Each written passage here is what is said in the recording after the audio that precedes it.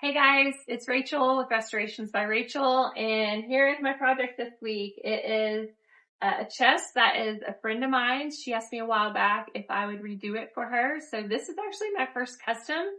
I know people have mixed feelings about that who do furniture work. Some people say it's too stressful, some appreciate that it's dependable, like you're not waiting for it to sell kind of thing. You know how much you're going to make, basically the work ahead of you. And so we'll see how I feel about it after this. But it's something that she had actually painted herself a while back, and was just like, hey, I'm looking for it to look a little bit more professional and change up the color. So that's what we're going to do. So structurally, there are no issues with this, but there is a lot of paint I'm going to have to get off. As you can see, it's on the hardware as well. Now, I'm going to try several different ways to try to get under these nails and get them off, but ultimately I'm unsuccessful. There's just a lot of paint on them, and it's pretty difficult to get under the nail and not damage the bracket, the hardware, like the flat plate that's on there. But I do try for a little while, and then ultimately I decide that it's best to just put the stripper on there, get all the paint off there that I can, and then try again. The paint was chipping in a lot of places and just not on there very smooth, and so I knew it wasn't something I could just sand down and repaint over, so I'm going to have to strip all this off.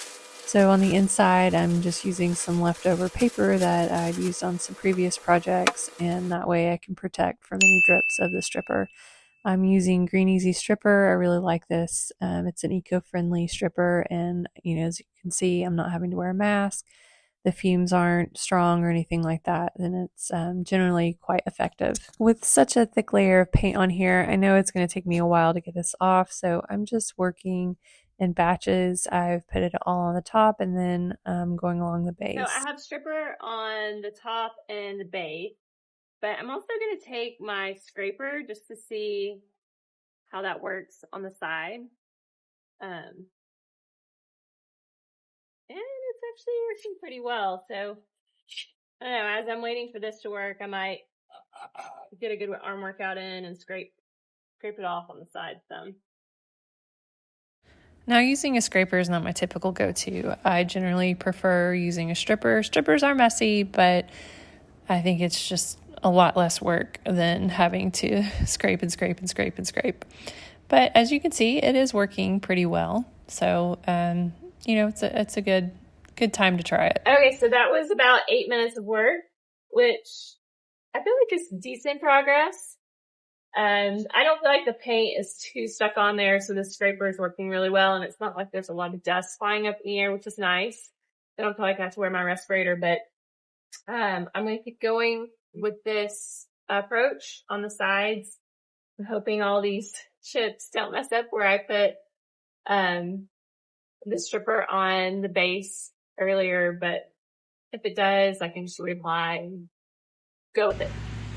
I scraped some more, but I've also been watching this in the process, and I'm seeing how it's starting to bubble up. So I think I'm just gonna let the stripper do its thing, because this is quite a bit of work, and with it being pine, the scraper can make some dents in there that then I'd have to fill later. So I'm gonna just let that be, and I can come back with the stripper. And I even kind of tested here with this scraper. The stripper's not been sitting for about maybe 30 minutes, and it's coming off really easily with the scraper, which has a little more oomph behind it just versus my little flat type scraper that I use. So I'm gonna let it do its thing and come back to do the stripping off. So this is like 2 hours in, and I am, it's reacted pretty well. You can see it's bubbled up in some areas, but, not as much as some other areas. I could go and reapply some more, but I'm thinking with the success that I had with the scraper in a couple other areas, that I'm going to go through and just use the scraper to get that off, and it should work well.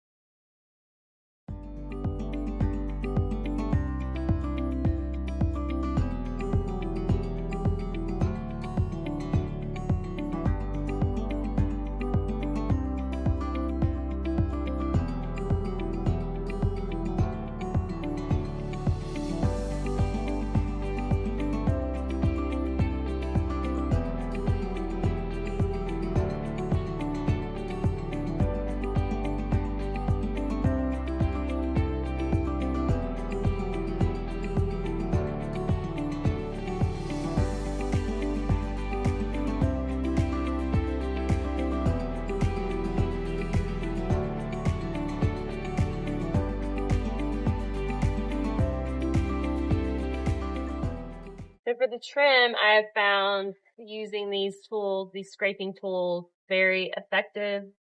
For the flat surface, I'm just using this and going across, and I'm not even having to put much pressure because of how the stripper, this chemical stripper, is already loosened everything up. And then here for the edge where it's not quite getting it, I'm just coming in with this guy and making my way down. It's coming up pretty easily. So this trim hasn't been too terrible, thankfully. And and then this guy, so this has interchangeable contouring, scraping. So even like this one's a little bit different than this other end that I could use. So that I'm using for, have to be a little careful because it can shift on you, but I'm using it for this curved trim area. And again, I'm not applying a whole lot of pressure. So it is still kind of tedious work, but it's effective. And within a few hours, I should be able to, total. I've already obviously worked a lot on the top, but within a few hours, have the top and the base cleaned up. So keep working. Like I said, using a stripper is quite messy, so I'm just going through with my vacuum and cleaning up the top and then getting off as much as I can around my drape that I've used. Here is where I am. I'm gonna call it good for today. But pretty happy with all that's off of there and all that's off the top. So tomorrow I will tackle the sides and maybe the inside of the doors. I'm considering just doing a scuff sand on these, but I don't know. Looks like some of the stripper got down in there, so I don't know. I'll think on that some more. But happy with the progress. So it's the next day. I have put stripper on the side there, on the top part of this, and all around. So I'm going to get to going on and getting that off, and I will do the underside of this one after that. Again, I'm going at it with the scraper because I'm finding that it works the best. It's a lot of work. I'm not going to lie. This was a lot of work to get all this off of here, but slow and steady wins the race, right? I'll also come in with my 5-in-1 paint scraping tool, and then I also have a straight edge scraper that I typically use with stripping, and so I'm just trying all the methods that I can. All right, y'all.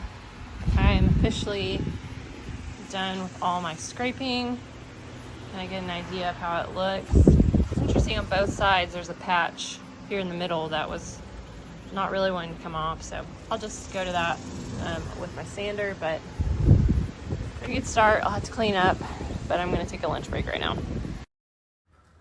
All right, cleanup round 2. This stuff was so much paint, but I'm just using my broom here, as you can see, and trying to get all that extra dust off there so I can vacuum it up.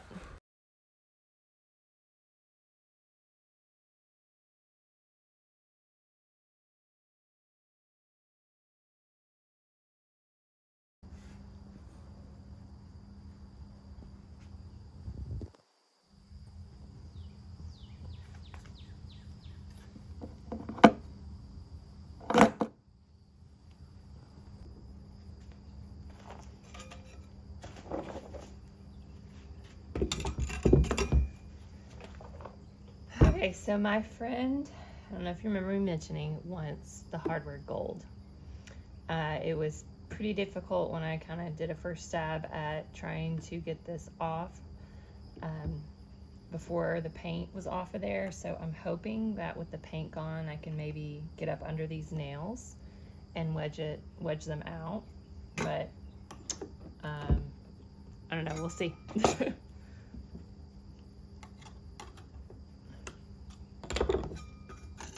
gonna start with this one because it's a little bit thinner.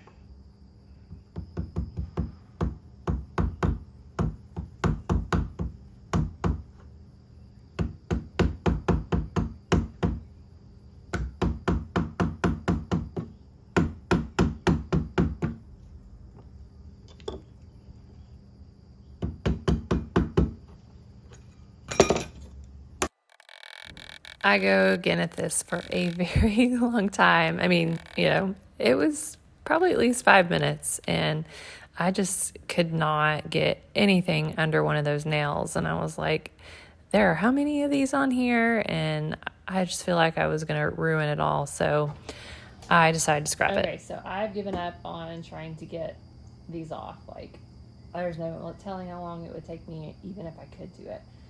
So I'm going to pivot with another idea to get that gold. I'll do that later. But the problem that it brings, since I cannot get this door off, that originally this was painted, and I'm guessing she wanted it repainted. I was going to obviously check in on that, but in order to get everything painted like it needs to be, like this door would need to be down at some point, and paint needs a long time to cure typically, at least, you know, more than a day or two. So I've asked her what her preference is. It's not really like, wouldn't really be a visual problem with the door closed, except on the edge here. Like, you can see this overlaps on the sides, but on the edge there is no overlap, so you could possibly see, you know, where it goes to raw wood, just along the edge. So I've asked her maybe, you know, if I tape it off and then the paint just comes up a little bit here, and then the rest is raw, so you're not having that touching issue. So we'll see. I've sent her a video, and we'll see what she says. But in the meantime, I can work and sand and get it cleaned up. Okay, I heard from her, and she is good with just leaving this lip unpainted, and then also the underside, because you'd have the same issue if that's painted and then resting on here. So that's a good, simple answer. It will require me a little bit more work here to get this all, the paint, every little bit off, so that will look nice. But get going. Now there was some heavy caulk and paint in these seams, so I'm just using my contoured scraper and my 5-in-1 paint scraper to try to get it out. And so I am just going to be basically doing the same process as you've seen me doing so far, of just using my tools and different options to see what works best in different areas. I am starting out with 120 grit for sanding. That's going to take quite a bit off. Since it's solid wood, I could have started with an 80 grit, but I just didn't really feel like working my way up through another grit. So I'm doing 120, and then I'll go 180 and then 220. I just wanted to point out, you know, if you're doing something like this for the first time, especially with pine and using a scraper, it's going to leave some marks, but as I sand, that will sand down, or I can fill it even if I don't quite sand down that much, so it won't be a problem.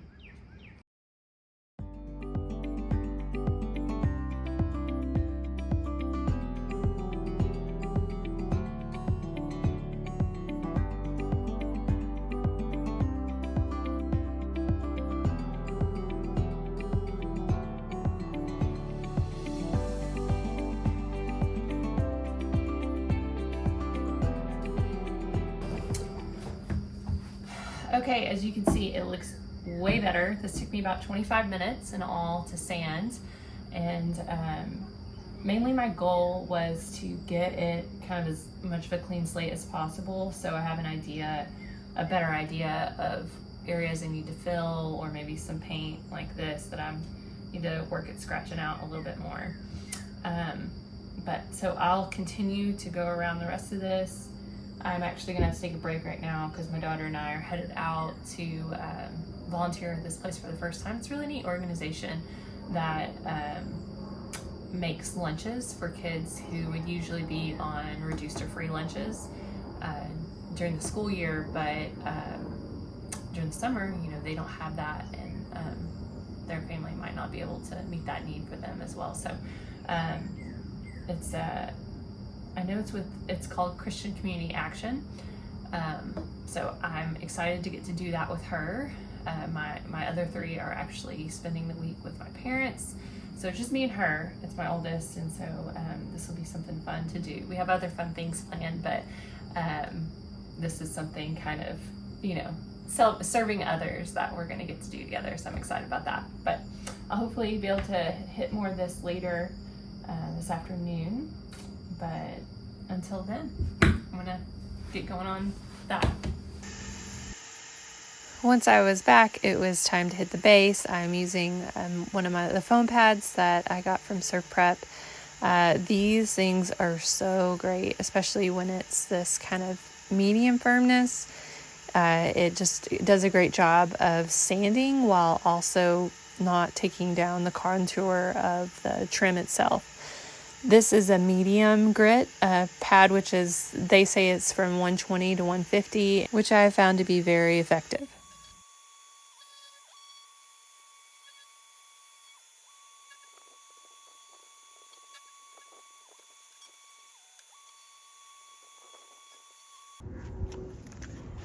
So for the corners here, I'm just using a combination of my Surf Prep sander with the foam abrasive pad on there. This one's kind of a medium stiffness, so it'll still kind of adapt to the angles, but if it's too squishy, then it doesn't really sand anything off. And then I have these sponge sanding pads. This is 100 grit, and then I'm also using my contour scraper, just it's a little bit easier here in corners like this. So you need to be careful because it's pine, but I'm gonna get going on that. Since the hardware won't come out, I am going to have to tape it off and then get it the gold that she wants it later. But in the meanwhile, there's still little bits of paint left. So I'm using this little pick set. It has like different angles on the tip, but it's really useful for getting into tight spots like this. So I'm just gonna be going around the edge to get all this white off.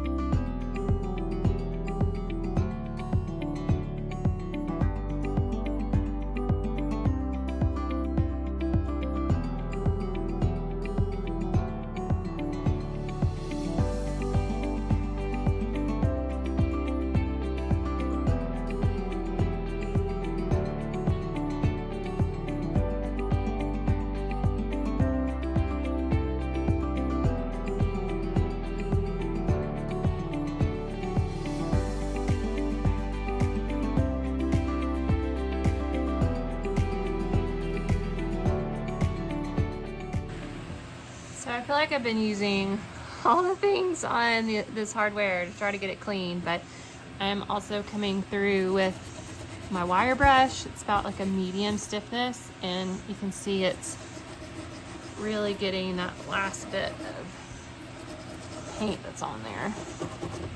So just hitting it with the kitchen sink of tools, and thankfully it's coming off. I do have to be careful around the wood just since the pine's so soft that I don't make a lot of scratches in it.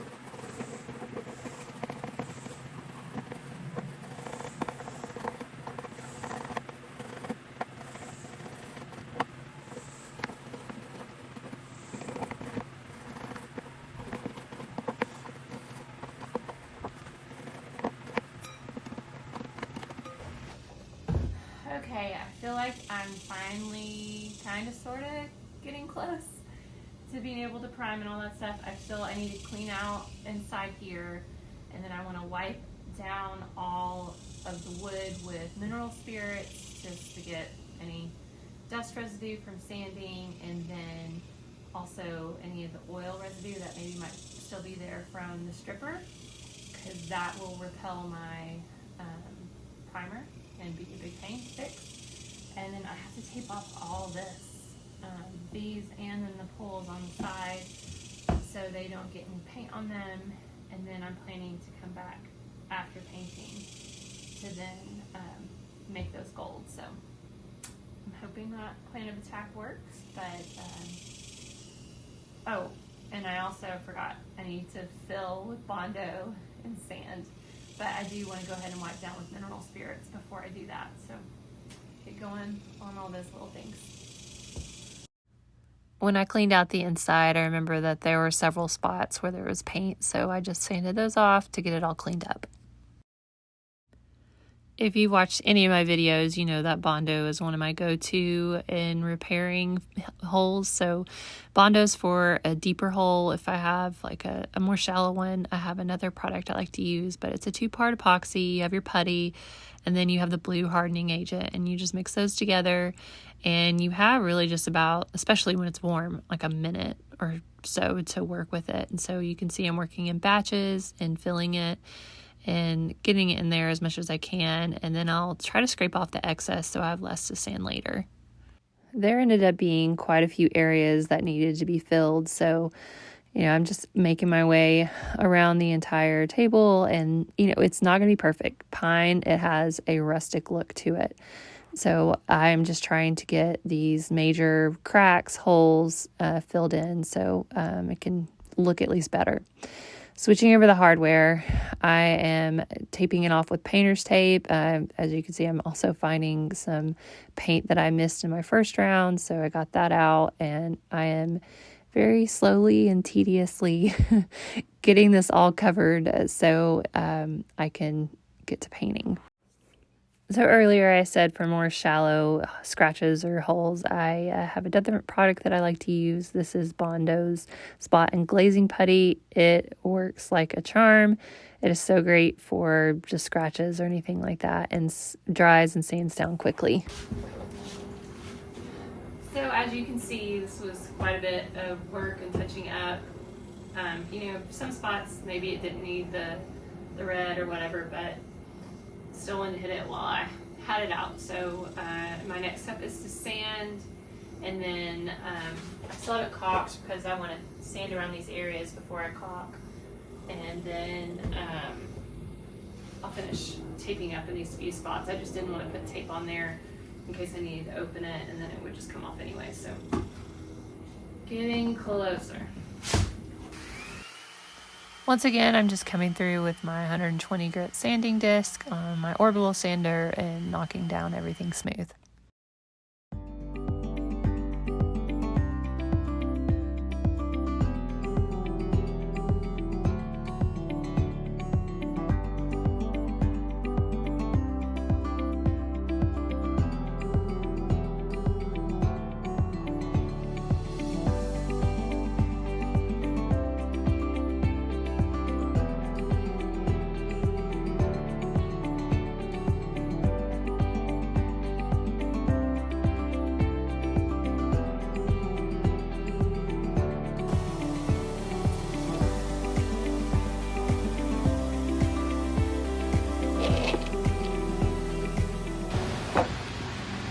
Okay, I think I'm finally basically ready to prime.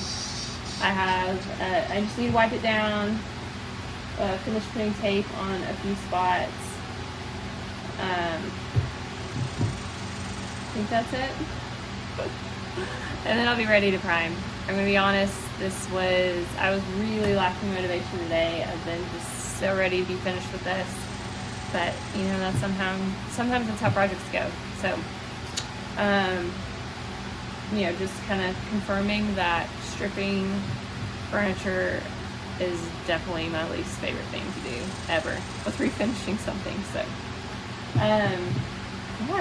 get this wrapped up and hopefully get the primer on there so it can bond well, stick overnight, and then get to painting tomorrow. I went with a gray primer since I'm going to be using a dark color. This is by Melange Paint. It's a stain blocking primer. It's a primer I've used before and like it, and I had just enough left for this project.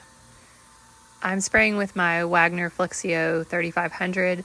The one I have linked in the description through Amazon is a different number, but it's the same model. It's just the one that Amazon covers or carries.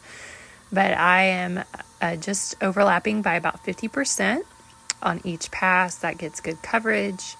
One thing I did not do on camera that is always very important is that I filtered the paint before putting it into the canister. There's just these little disposable filters that are cone shaped, and you just put into the container and then just strain your paint through it. You want to do this so that there's not any little bits of dirt, chunks of dry paint, just whatever can end up in your paint canister, because that will clog up your sprayer and be a big pain to fix. Okay, it is the next morning.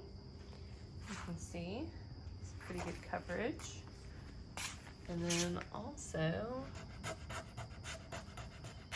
it has adhered well, so that's really great. Primer does reveal spots that I still need to fill. You can see that in several places. So I will get to doing that and give it a light sand and get my paint on before it gets super hot. You're gonna see me filling lots and lots and lots of dings.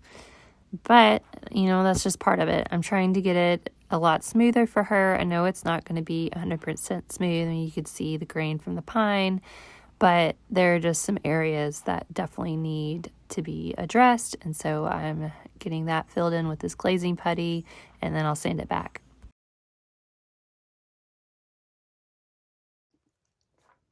So it's time for paint. Of course, you know, I always have my filter basket. You have to pardon my dirty work sink, but she chose Iron Ore by Sherwin-Williams. It's a really pretty dark gray. And so I'm just gonna put it in here. You can see it is quite thick. And then I'll let it strain through. I also always dilute it down by about 10%. I'm just gonna go ahead and put some water in there as it's going through. I like to use bottled water. You don't have to, but I just have one on hand that I keep in here. So unfortunately, an issue you can run into with this stripper, since it's soy based, it's kind of oily, is that if it gets into the wood too much, even when you clean it, it's like gonna want to repel the primer that you put on there. So I thought it was good to go, and then I started kind of feeling around here. It's really just like right on this trim, and then right above it, and then there's some right around the hardware. I think this is like the stripper pulled up, you know, since it's on a vertical surface, it would run down and pull up, so there was more of it. And then I was trying to get all that paint off of the hardware here, and I just think it was still there in the wood. So I was so frustrated earlier, I didn't even film myself. I had sanded it down and then cleaned it again with the finishing cleaner, and then tried it again. This one I just did with a spray primer, and it did not work. It was an oil-based primer. It's just, you know, coming right off. Like, I'm just using my nails. So my plan is to get this off again, and I'm going to hit it with ammonia a couple times to hopefully pull that oil out and go from there. To get all this off, I'm using 120 grit on my Surf Prep sander, and then I'm also going through with around the same grit on one of my foam sanding sponges. Okay, time for the savior, acetone. You can see I'm wearing my PPE. You don't want to really be breathing this stuff and prefer not to get it on my skin. So I'm just using one of these thick work gloves I have and pouring it onto the paper towel, soaking it really well, and then rubbing it in. and I'm not sure how it does its magic, but it just really helps absorb up the oil. You can see I'm taking paint off with it too, and that's okay because the paint's going to have some of that oily residue in it anyway. So I am just going over it very thoroughly for good measure because I don't want to have to do this again. And then I'll let it dry out really well before coming back in with a primer. You can see I have a nice collection of used paper towels. I'm laying them out to dry all the way as a safety precaution because they could actually possibly spontaneously combust if they're placed inside a trash can. All right, I am doing a second round just for extra good measure. I'm using a foam brush. These are just really cheap. I bought like a pack of 20 or something off of Amazon, and I just have them on hand for when I need them. You can see it's making the foam expand quite a bit. I'm not sure what chemical reaction's going on there. Kind of checking it out as I go to make sure it's okay, but it works out just fine, and I use it all around in the problem spots. To spot prime, I'm using Sherwin-Williams Pro Block Primer. I caught these on sale, and so I stocked up because I really like them. They're really great for blocking bleed through as well. It sprays on very nicely and sands really well.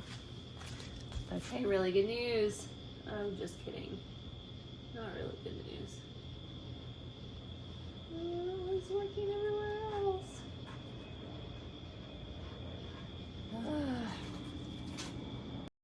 Basically everywhere was fine, but I had that one little spot that I had to fix again, and then I'm coming through to recaulk. And then once I was finally done with all of that, I can get some paint on there. Isn't this paint such a lovely color? We actually have this in our office. I redid my husband's built-ins last summer, and I did this color, and it's just a really, really good color. It's dark gray. You know, I know some people are moving away from grays, but I still think it's a really beautiful color, especially with gold.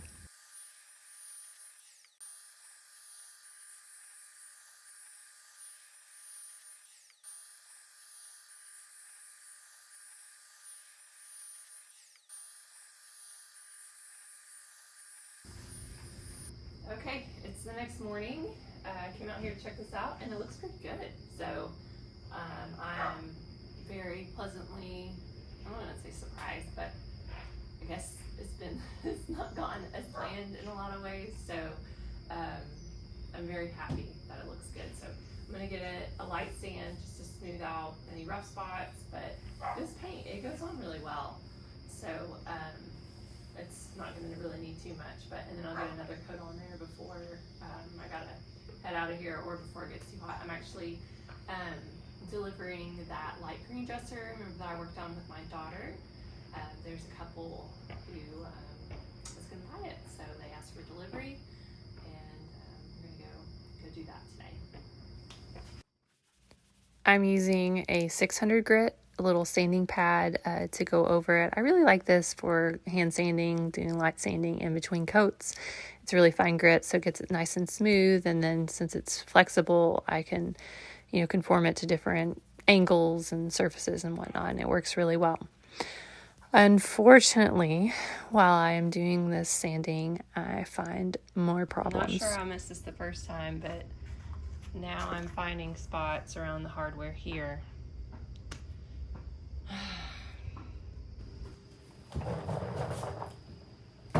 All right, y'all, it is a new day. As you can see, I've not touched it since yesterday when I found this. Obviously, I was quite frustrated, and I also had a furniture delivery an hour away, and it was my last day. My daughter and I have been having just some one-on-one time this week, while my younger three have been with my parents, and my husband was traveling for work. So I was just like, you know what, I'm frustrated with this. I talked with my friend. She was like, I'm okay with the timing being later. So I just put it aside and kind of enjoyed myself, took care of some other things. But now I have a fresher mind today, and I'm going to tackle this. Hopefully just get these problem areas stripped down again, do the acetone, trick and then get it primed and painted again. So that will be the goal for now. I am leaving to go visit my family as well tomorrow. So if I don't get to that, get it fully done, that's okay. But I wanted to at least maybe attempt getting to that point, but I'm not going to push myself because I got to pack and do all those things. But which I'm excited about. So I'm going to get going on that.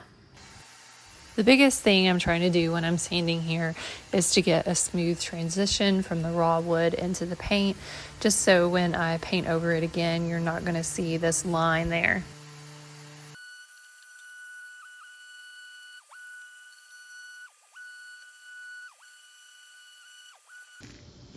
Once again, I'm coming in with the Sherwin-Williams spray primer to spot prime.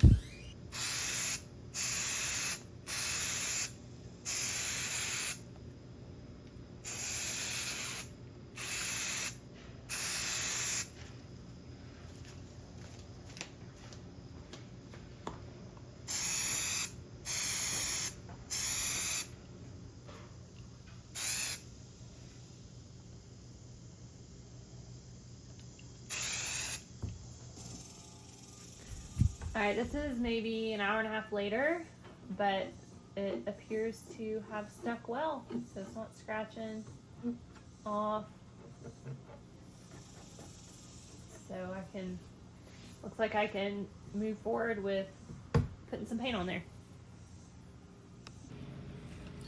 I only wanted to do that first section because I didn't want to fix everything or think I had fixed everything and then find out I had not and have to sand it back in lots of places. And so this was just kind of a way to safeguard against having to do even more work because, you know, I am pretty frustrated at this point with all these issues I'm running into.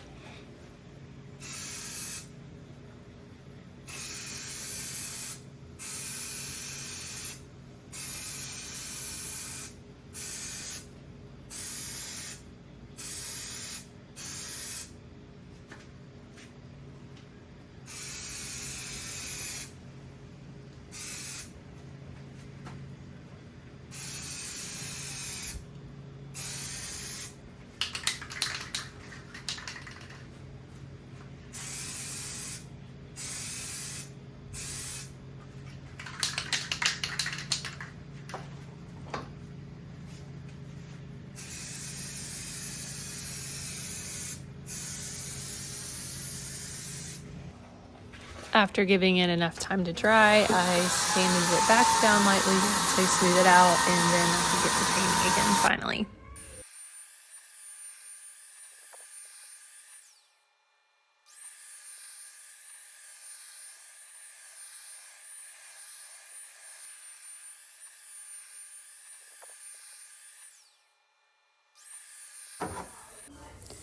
After giving it plenty of time to dry, it's now time to top coat. I did leave some of the paint in the canister, and then I'm adding the top coat to it, and we'll mix it up together.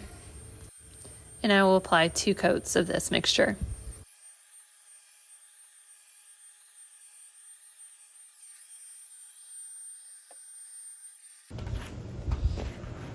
Okay, I feel like this is the moment of truth. I'm a little scared. I'm mostly just scared of when I peel this back that it might peel some paint with it. So, you know, I might go get my X-Acto knife actually, and I'll come back to do this. So this is probably overkill, but as much trouble as I've had, I am gonna try to be as careful as possible.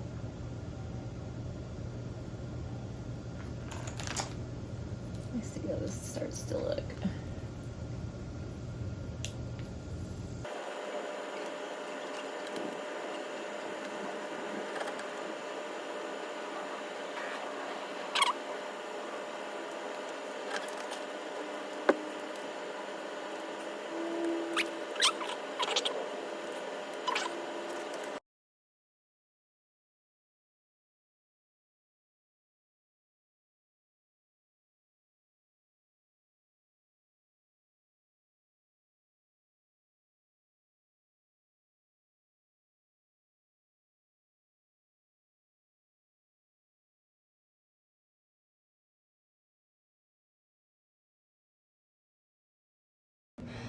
So here is a close-up of it.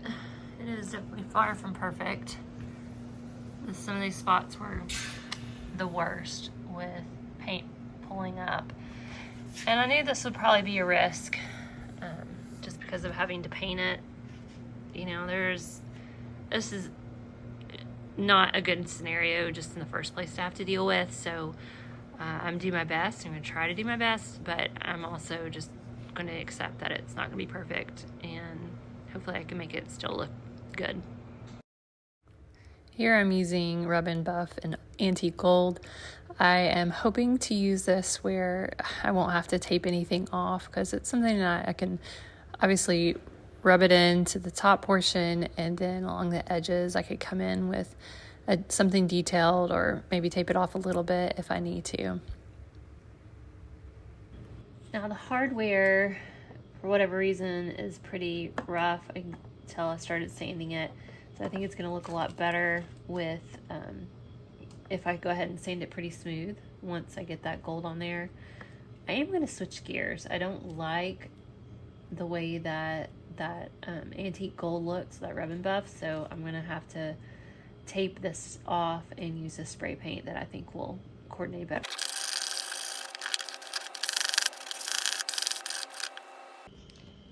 Sorry the lighting's bad. It's late, it's dark outside, but like I said, I pivoted, and this was not done in the Rub and Buff, but I had to tape and protect all this for just getting this hardware painted.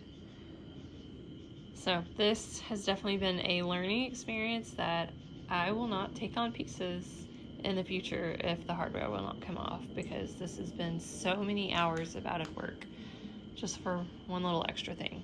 Or I guess I would take on a piece if they were okay with the hardware just getting painted.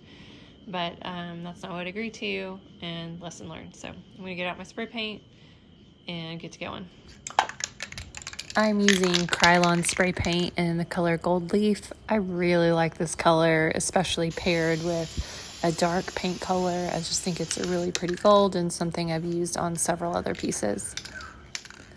You're going to see me looking from lots of different angles and trying to carefully flip this back the other way. There's a lot of different spots to try to get on these handles, and I want to make sure I get everything.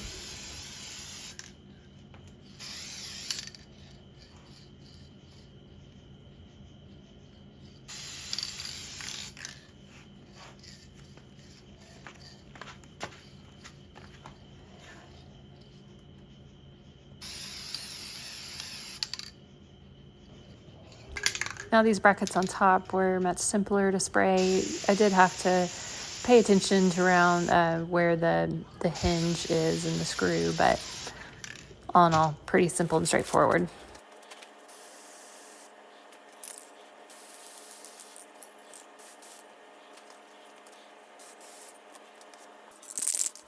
It did bubble up on me in a few spots, so I just wiped it back and sanded it smooth and went at it again.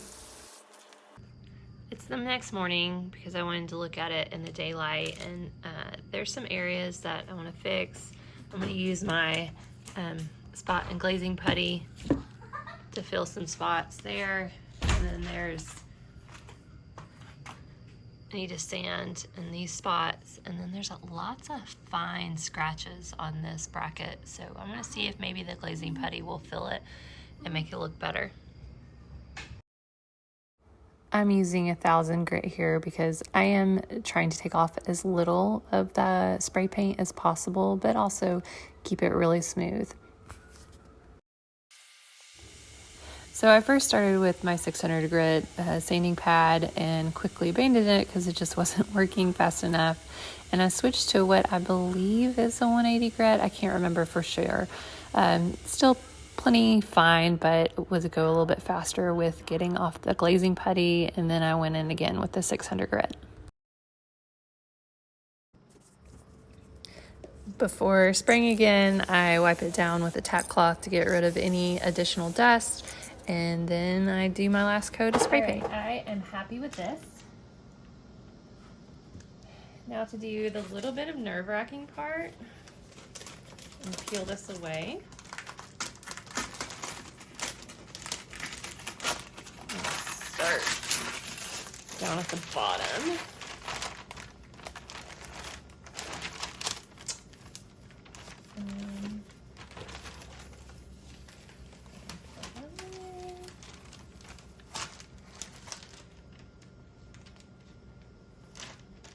I don't want to completely destroy this in case then I'm like, oh no, I missed this, and have to redo it.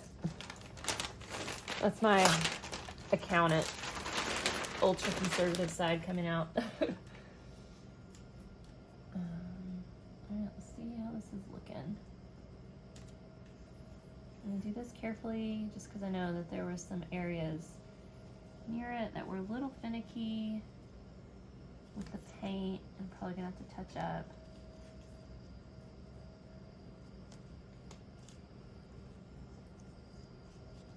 Isn't that contrast pretty though?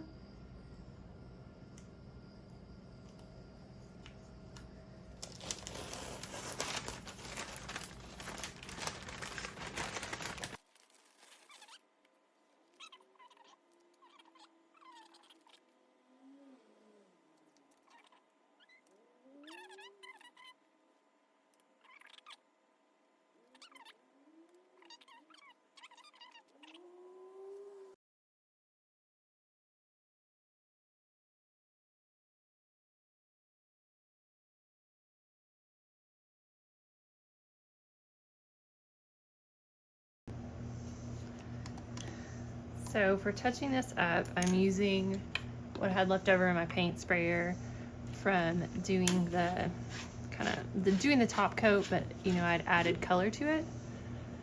And so I'm thinking that will be as best to match as possible. You do run into issues like when you brush versus spray that doesn't quite look the same, but I don't really have an option to then try to tape this up again and spray it and then hope it doesn't like mess up anything. Like it's just like gonna be like a dog chasing its tail in my opinion. So what I'm going to do is go in with this.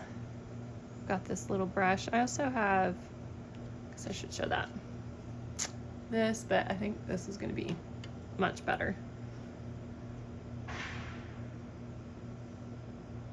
Try to come in. Oh, I think I might have to actually come in with paint first because this is going on real thin. Okay, I'm gonna pivot, go get the actual paint, and then I can come in with this after. This approach ended up working out really, really well. I had to do 2 to 3 coats in a couple of spots that were, you know, on the lighter side, but after that I went in and did just a simple top coat, no extra added paint or anything like that over the entire piece to make everything uniform and then also protect the hardware. All right, can you believe it is finally over? Here is a look back at where we started. I had no idea how much work was ahead of me, but oh my goodness, I do love how it turned out. What do you think?